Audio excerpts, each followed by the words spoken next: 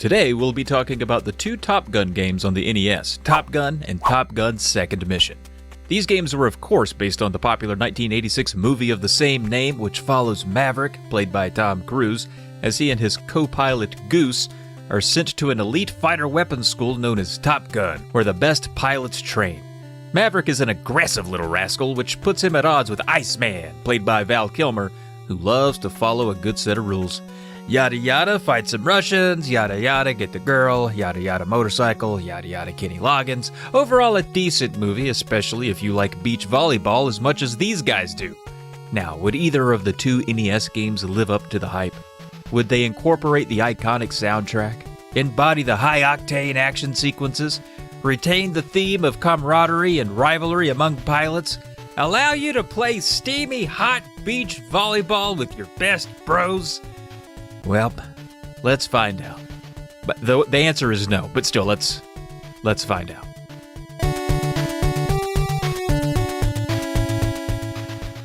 First thing you gotta know is that the soundtrack out of the gate for Top Gun on the NES is unfortunately not by Kenny Loggins. No danger zone whatsoever. But speaking of danger zone, we're about to enter it. There's no game menu here. You press start, boom! Now you're a Top Gun pilot. Congratulations. Then you get a pretty cool 8-bit cutscene of a jet firing up on the aircraft carrier, which actually is like the movie. The beginning of the movie Top Gun is just jets on an aircraft carrier at sunrise for about, forever. So that's cool. Then you get your first mission, which is hardly a mission. Mission 1, training for the next mission. Oh, okay. And there are 4 total missions in Top Gun, which seems like very few, but the missions are sizable and the entire game takes about a half hour or more to complete. The first mission, however, is pretty simple. After the mission briefing, you pick a weapon and you have 3 choices: the Hound, the Wolf, or the Tiger. And they're in order of potency. I usually go with either Wolf or Tiger. They pack a punch even though you can't carry as many. But I end up using fewer missiles than I think I will anyway. Then after you select your missile type, you're off into the pale blue sky. There are moments in this game where the player does nothing while the jet does its own thing. Like here, you just have to wait for the jet to rev up and get moving and take to the sky. You have no hand in the plane's takeoff. Once in the sky though, she's all yours. You have an altimeter and an odometer on the left there. You cannot go higher than 30,000 feet, but you can go pretty heckin' fast. You just can't change your speed much while in the combat sequences unless you're ascending or descending. Speed isn't all that important here anyway. What is important though is staying alive. The first mission isn't so bad. You see a plane come into view, shoot it, and stay moving so their return fire doesn't catch you. But if you see a missile, which is an obvious bomb-looking thing, heading straight towards your windshield, you either need to fire on it with godlike precision or maneuver quickly to get it off the screen. This game abides by the credo of, if I can't see it, then it can't hurt me. Maneuvering the missiles off the screen works, but it's not always easy to do, and getting hit by a missile is instant death. And you only get 3 lives to make it through the full game, and the missiles are the easiest way to die here. You do not have to shoot down every single plane you see, so if you want to be a crafty little ace pilot, use the radar to know when enemies are coming, and then do whatever you can to avoid seeing them. Then the last thing you have to do for Mission 1 is land the plane. And yeah, I grew up in the 90s, I've heard all the horror stories, how this is the hardest part of the game. Landing the plane in Top Gun is right up there with TMNT's water level. But, just like that TMNT water level, the difficulty of landing the plane in Top Gun is greatly exaggerated. The screen tells you exactly what to do. If you could follow directions, then you could easily land the plane. Aim toward the carrier, and continue to adjust your speed and altitude to match the numbers shown on the screen. They don't have to match exactly, just in the neighborhood, and voila, jet landed. Danger zone.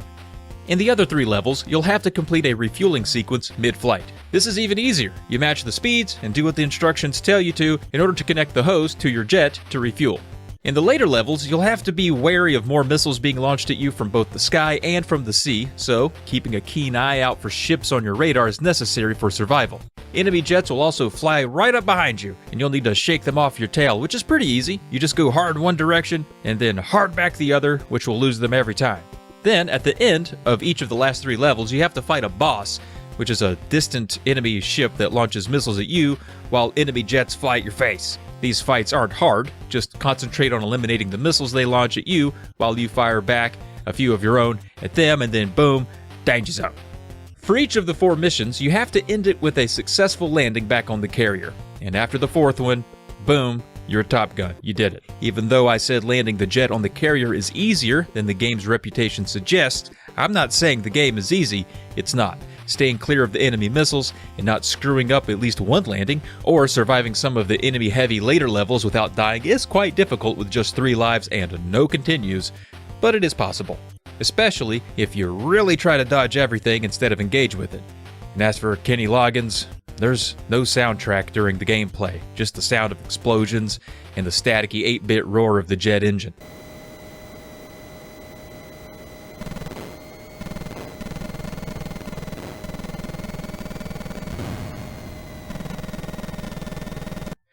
Top Gun at least looks okay, is fun in spurts, and can be a boring slog in others. It whiffs on licensed Kenny Loggins music and has no story or characters to speak of.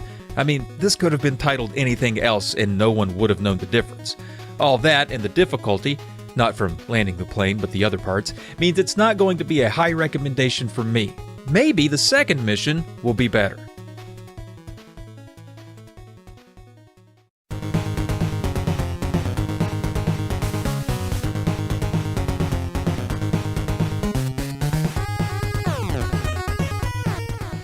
Nope, not really. Not much better. On top of being called second mission, which just makes me think of the second mission of the first game, which was largely unremarkable, this one isn't based on anything from the film.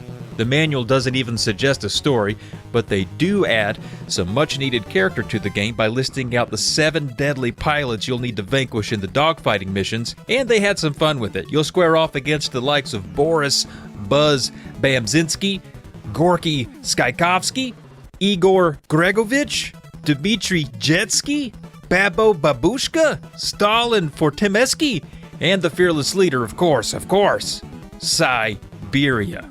Alright, Konami, slow clap for the pun names. There's a little more flair here with some nice cutscene animations out the gate. We learned there's been an emergency call for Top Gun forces, and Maverick is on his way.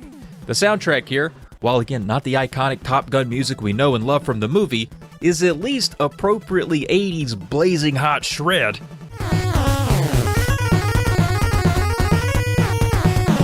Let's kill some bad guys. Danger zone. But first, you need to choose exactly how you want to do that. You can roll solo through the campaign or commence a little dogfighting, either against the computer or a friend. By selecting Mode, the game lets you change whether you want normal or inverted controls, a neat touch for the time, and whether you want to keep that sweet music the whole time, and you do. Weapon selection is roughly the same idea as before, but the missiles have different names. This time you choose between Sidewinder, Sparrow, and Phoenix missiles. Once in the cockpit, you'll notice your dashboard looks a little different. You don't have an altimeter anymore, but you can see your yaw and pitch, your speed, and the number of missiles you have left, along with your radar. The biggest change to this one over the first is the ability to barrel roll your way out of the danger zone. I find the enemies here in second mission to be much harder to dodge or shoot down, making this game much more difficult than the first, despite being about the same length. The end of each segment results in a more fun boss fight than in the first game, where you do dogfight with enemy jets, and they look pretty good on screen. Just wipe out their engines and take their breath away. Boom boom. Anyway, it's this all the way down. Just rinse and repeat the levels, with some graduation in difficulty by way of number of missiles and enemies that you have to endure. Landing the jet on the carrier is back as well, and it's as if they heard the cries on the playground and made this sequence far less grueling in the sequel. They also eliminated a lot of the sloggy segments, so there's not a ton of waiting around for the jet to do its thing. You're tossed into the action much quicker.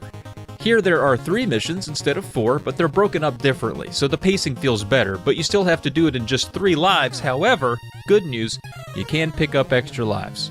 Top Gun's second mission looks better, sounds better, and plays better, but it's a lot harder, at least in my opinion.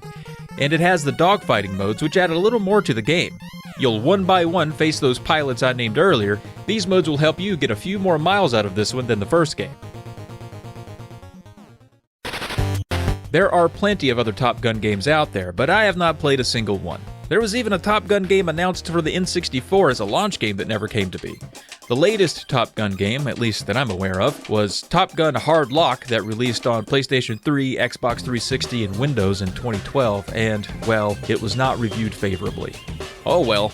That's going to do it for Top Gun and Top Gun Second Mission on the NES. As always, if you think a game of beach volleyball might break out, bring an extra pair of shorts. And thanks for watching.